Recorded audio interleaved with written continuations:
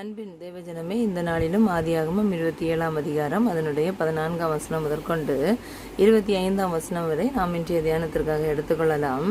அவன் போய் அவைகளை பிடித்து தன் தாயினிடத்தில் கொண்டு வந்தான். அவனுடைய தாய் அவன் தகப்பனுக்கு பிரியமானபடி ருசியுள்ள பதார்த்தங்களாக சமைத்தாள். யார் அப்படின்னா, யாக்கோபு மந்தையில் போய் வெள்ளாட்டை பிடிச்சிட்டு வந்து ரெபேக்காள்கிட்ட கொடுத்தா, ரெபேக்காள் அது தன் கணவனுக்கு பிரியமானபடி சமைத்து கொடுத்தாச்சு. அடுத்து பண்ணுறதை பாருங்க, யாக்கோபு கொண்டு போய் கொடுக்கணும். அப்போ ஈசாக்கிட்ட மாட்டி விடக்கூடாதுன்றதுக்காக ஏசாவோட நல்ல ஒரு ட்ரெஸ்ஸில் ஒரு நல்ல ட்ரெஸ்ஸை எடுத்து யாக்கோபு போட்டு விட்டுட்டு, அவனுடைய கைகள்லேயும் கழுத்துலேயும் வந்து ஏசாவை போல் முடி இருக்காது யாருக்கு, யாக்கோபுக்கு. அப்போ யாக்கோபுக்கு வெள்ளாட்டு தோலை எடுத்து கழுத்துலேயும் கையிலையும் போட்டு விட்டாச்சு. போட்டு விட்டுட்டு, என் மகனே நீ போய் அப்பாவுக்கு கொடுத்து ஆசீர்வாதத்தை வாங்கிக்க அப்படின்னு சொல்லிட்டு ரெபேக்காள் சொன்னாச்சு. உடனே யாக்கோபு பாருங்க, என் தகப்பனே அப்படின்னு சொல்லிட்டு கூப்பிட்றாரு. உடனே இவர் இதோ இருக்கிறேன் அப்படின்னு சொல்லிட்டு ஈசாக்கு சொல்கிறாரு. அப்போது யாக்கோபு என்ன பண்ணுறது, தகப்பனை நோக்கி, உமது முகத்தமானாகிய ஏசா நான் வந்திருக்கேன், அதனால் உங்களுடைய ஆத்மா என்னை ஆசீர்வதிக்கும்படி நீர் எழுந்து நான் சமைச்சு கொண்டு வந்ததை நீங்கள் சாப்பிடுங்க அப்படின்னு சொல்லிட்டு சொல்கிறாரு. உடனே ஈசாக்கு என்ன சொல்கிறாரு, என் குமாரனே உனக்கு எப்படி இவ்வளோ சீக்கிரமாக கிடச்சிட்டு அப்படின்னு சொல்லிட்டு, அது கடவுள் உனக்கு வாய்க்க பண்ணார் அப்படின்னு சொல்லிட்டு யாக்கோபு சொல்கிறாரு. அதுக்கடுத்து ஈசாக்கு ஒரு சின்ன டவுட் வந்ததுனால அவர் என்ன சொல்கிறாரு, நீ ஏசா தானே அப்படின்னு சொல்லிட்டு நான் தடவி பார்க்கணும், கிட்டவா அப்படின்னு சொல்கிறாரு.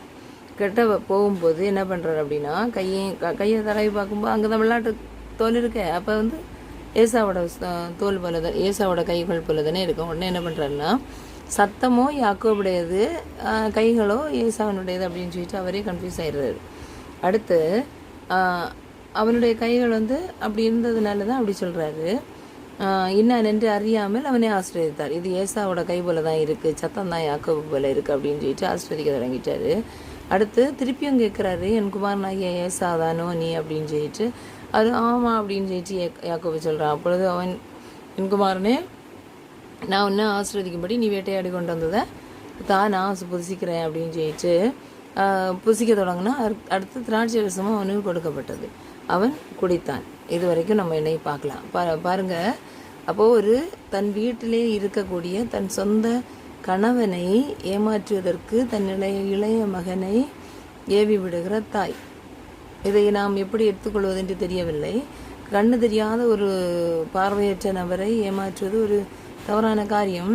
ஆனாலும் ஆசீர்வாதத்தை பெற்றுக்கொள்ள வேண்டும், என்னுடைய இளைய மகன் தான் எல்லா ஆசீர்வாதத்தையும் பெற்றுக்கொள்ள வேண்டும் என்ற நோக்கத்திலே ரெபேக்காள் செயல்பட்டது நாம் இங்கு அறிய முடிகிறது.